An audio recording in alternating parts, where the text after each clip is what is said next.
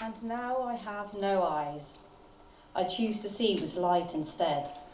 2 large beams that glow from my head. My once grey iris is now gone, replaced by colour-changing, glowing streams of glittering light. When I see the sea, they are pink. When I see nature, they are gold. When I see buildings, they are blue. For people, they are dark green. In the mirror, I see no lights, but a void where, at the end, there is an infant swaddled in flames. An infant I cannot and will not save. I don't know if it is me. I'm not sure if I'm born yet. When I was younger, I had a habit of pulling off all the fingers from my sister's dolls. I liked the way they looked on a chain around my neck more than I did on the dolls themselves. This fascination grew, and as I got older, I always noticed people's fingers. The length, the nails, the patterns of the fingers, the dexterity. Lovers found it curious that I spent more time licking and caressing their fingers than anything else. Of course, I picked those lovers for the beauty of their hands. A few months ago, my sister had a baby boy. Small creature, didn't do a lot. I visited for Sunday lunch recently, and she took me upstairs to show me this thing. It was lying awake in its cot, sucking on its hands, a tiny, delicate, brand new fingers. I'll check on lunch. I kept staring. It stared back, taunting me.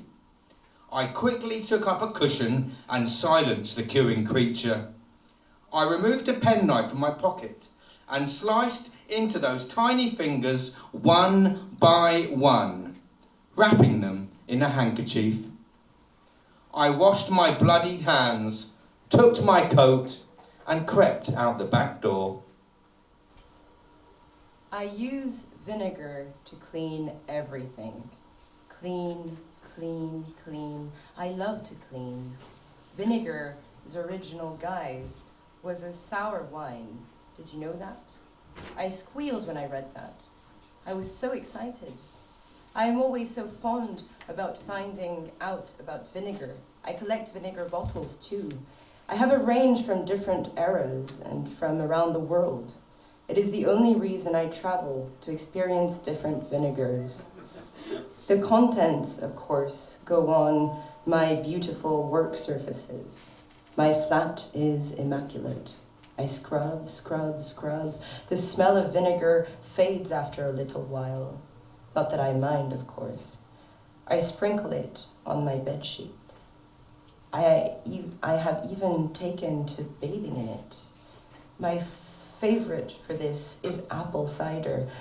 I like to shallow bathe in candlelight, sipping on a small glass of red wine vinegar while soaking myself. My ultimate indulgence. I cannot bear to leave my vinegar when I go to work. I have decided I will not work. I will dedicate all my time to vinegar. Yes, I shall create my space, just my bottles and me. All that time to clean, all that time just my vinegar and me. I've been getting you the same sorts of presents for years now. For birthdays, Christmas, Mother's Day. I was bored, as I'm sure you were. I wanted to do something different. This is why I decided to get you yogurt. I do not know whether you are partial to yogurt or not, but that is the beauty of surprise. I bought hundreds of them, in various sizes and flavours. I obtained buckets and children's paddling pools and gathered your vases. Your routine is predictable. So when you met friends for your birthday's festivities, I knew you would be gone most of the day. I busied myself around your house. I placed a paddling pool in the living room and one in your bedroom. I filled them quite shallow with strawberry yoghurt. They are paddling pools after all. Flowers were thrown out and your vases became filled with vanilla gloriousness. Chocolate, I thought, was the most suited to the saucepans in the kitchen, reminding me of the cakes we baked together when I was a child.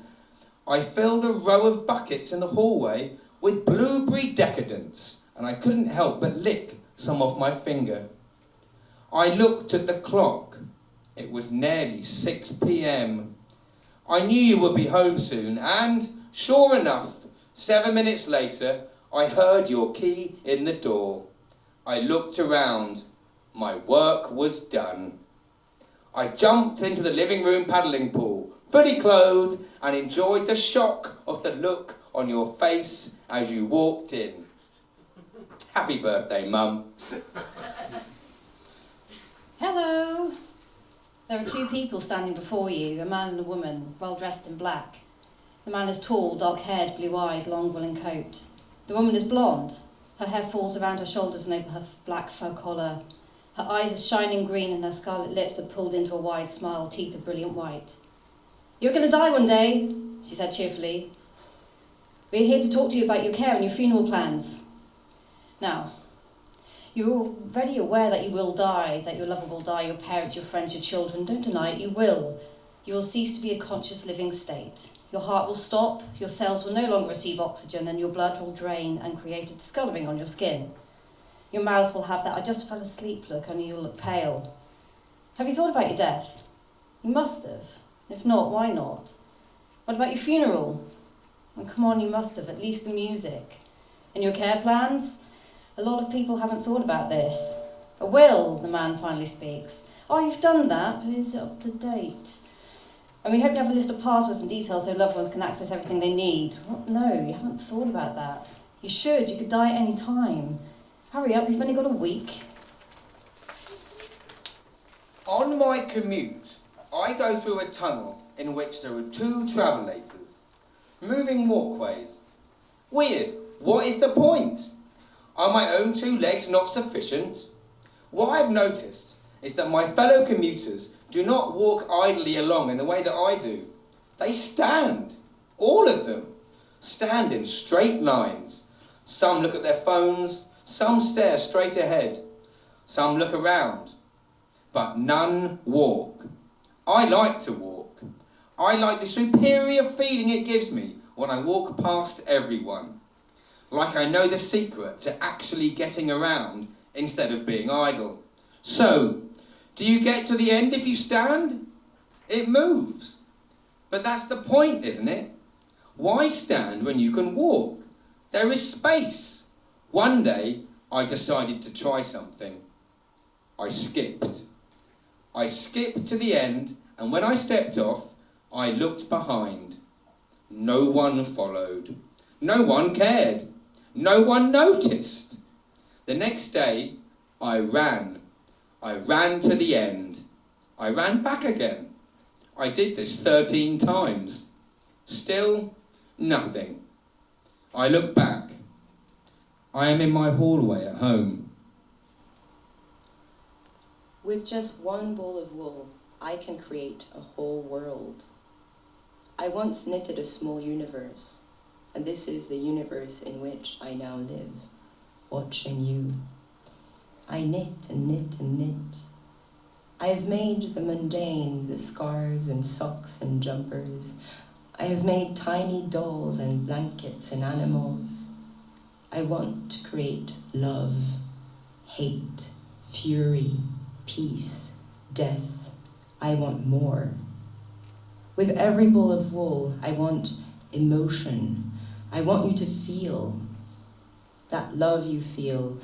It is that beautiful pink and gold jumper, that hate you feel because you feel love. It will hug you with dark green and gold. It will still be warm. You need it to keep going. The fury, red of course, thin wool. It won't last long. The peace. It is a snuggly pale blue scarf. You love it. It goes with everything. And that death is every color you can imagine. It is ultimate beauty, all-consuming. It is them. It is us. It is you. Step in, press the button, turn around and stare straight ahead. Don't stare at the woman next to you, stare straight ahead. Forget the bustling room behind you, getting further and further away as you ride this glass vertical transporter. You get off. You are in a red room. You see one sign saying this way, so you follow. There is another vertical transporter. You get in. There is one button, down. You've just come from there. You get out. Thinking you must have missed a turning, you look around the room. There are no doors, just the sign, this way. You step back in and press the button. Must be going to a different part of down, but why the need for a vertical transporter? It stops. The door opens and you get out. The same bustling room, the same people. A sign saying this way from the way you walked before. You sigh and frown and start to walk. You reach the same vertical transporter. It's the only one. Excuse me, is this the right way to the next floor, you ask? A woman nods. You get in, press the button. You get off, the room is blue. There is a sign saying this way. You walk towards the vertical transporter. As you approach, the doors open, the woman steps out. She stares at you. Blink, she orders. You do so. The room is red. Go down. I love walking down the street with my elephant, a pygmy elephant, named Herman. He enjoys wearing a red scarf, knitted by the woman who knitted this universe. I like the attention Herman brings me. What a fetching scarf. Did you knit that yourself? Or did our precious leader? Why Herman? Sounds rather stern for a pygmy elephant. Cute though. Can anyone have one? I feel such joy. Although I have no real idea about what these people mean. Because the only person who can see Herman is me. I can only assume they are humouring me. I'm known for being an outcast. After all, I cannot knit. I'm sitting in the middle of my living room, people gathered around me in a circle. They force me to wear a hat and smile. They are singing Happy Birthday repeatedly. They begin clapping and they start the song again. People walk up one by one and give me presents. One brings out a large cake with pink frosting, sprinkles and candles. I have been here for 2.5 hours. This is the 7th cake I've been given. I can't move. I have to sit staring straight ahead, fixed grin on my face. My birthday was 5 months ago and I don't know who these people are. I am out shopping and my legs feel funny. I look down and there is the tip of a pencil poking out of my left calf. How did that get in there? Quite annoying. I poke the tip back in. My leg isn't bleeding. I will sort it out later. Not sure yet how to get a pencil out though. Not had to do that before. It keeps poking through the hole every time I walk. Once there is a hole, it just keeps falling through. Is your leg all right? A man asks. Fine. Just got a pencil in it, I say. Poking it back in again. I can feel the rest of it under my skin and see the outline. So it's very close to the surface.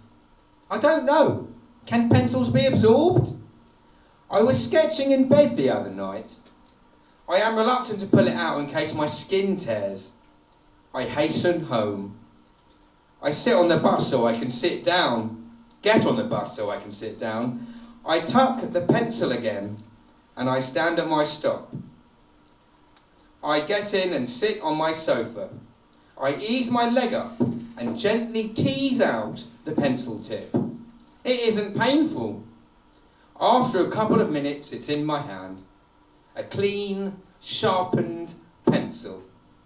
My leg bears only a tiny hole. I find some paper and start sketching. I like to watch. When the sun sets and all goes dark, I get out my binoculars or simply observe the outside world from my window. Oh, the things I've seen, robberies, obese people riding children's bicycles, a father-son argument which led to the father jumping in a car and running over his son, several other hit-and-runs, a young man dragging the scarf behind him yelling Herman.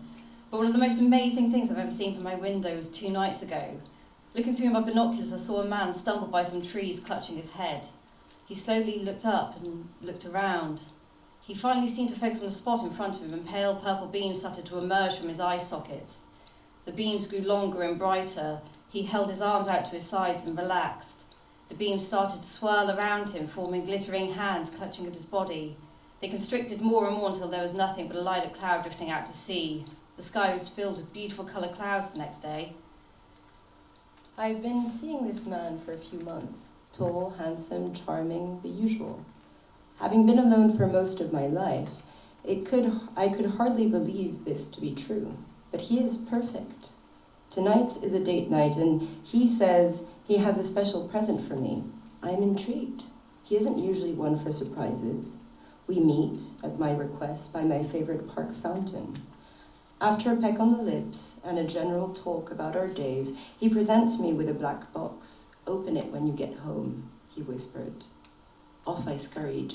I prepared a setting with candles and settled myself in my armchair with the box. I opened it, and on a bed of black lace lay a necklace of baby fingers and a silver chain. I picked it up and admired the handiwork. After a few moments, I leapt up and dashed to the kitchen. I found my sharpest knife and deftly cut through my left small finger. I cauterized the wound and wrapped the finger in ice and placed it in a jar. I dashed to his house and presented him with his gift. I am a finger person too.